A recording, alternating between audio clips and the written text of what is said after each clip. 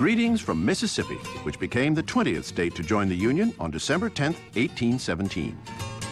In terms of population, it ranks 31st in the nation with nearly 3 million residents. Across that cotton belt, no electricity, only in the towns, the city.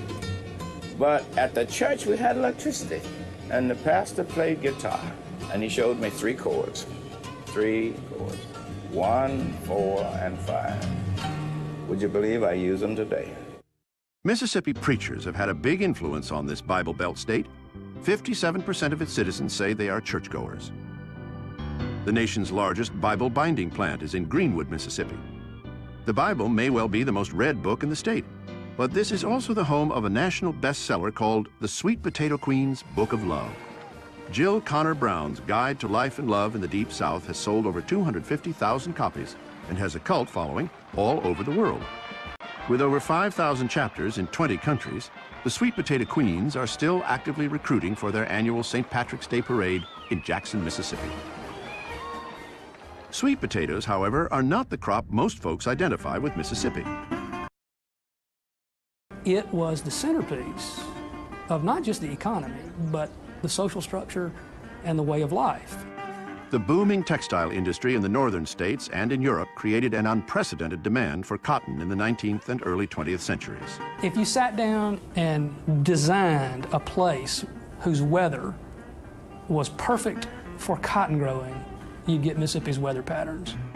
The perfect blend of hot air and moist soil provided the state with $468 million in cotton revenue in 2005. Cotton has always been big business in Mississippi. But when the Civil War hit in 1861, production declined. Following the war, the industry rebounded as freed slaves went on to work their own fields. The Reconstruction effort hit full stride when Mississippi elected the first 2 African-American senators in U.S. history, Hiram Revels and Blanche Bruce. Blanche Kelso Bruce was born into slavery and tutored alongside his master's son. After the war, he acquired land and built a prosperous plantation, employing mostly black tenant farmers.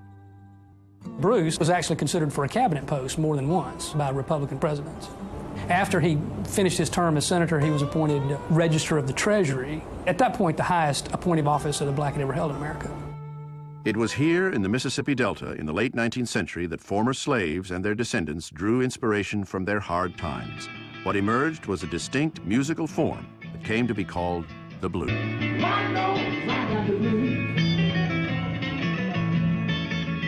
Blues music evolved from generations of slave songs in the Delta region. Mississippi bluesmen like Charlie Patton, Howlin' Wolf, and Muddy Waters spread their music up the river to Memphis, St. Louis, and eventually Chicago. I would say blues is life. Life as we lived it in the past, as we live it today, as I believe we'll live it tomorrow, because it has to do with people, places, and things. And I believe that as long as you got people, places, and things, you will have blues. Man needs honey, gets it when he could. Stinging always, feels so good. Today, people across the globe recognize the Mississippi Delta as the birthplace of the blues. People revere this ground. I mean, they come here to kiss the dirt under the crossroads. The legendary crossroads. This is where Robert Johnson supposedly sold his soul to the devil in order to learn how to play.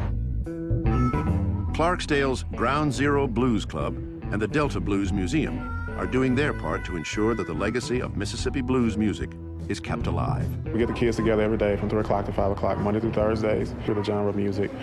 We also teach them how to play the different instruments.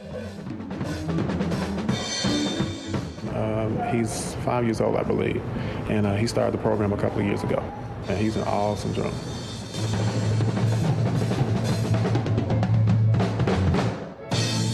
You know, I've been around doing this now almost 60 years, and the highlight of my career was in 2005.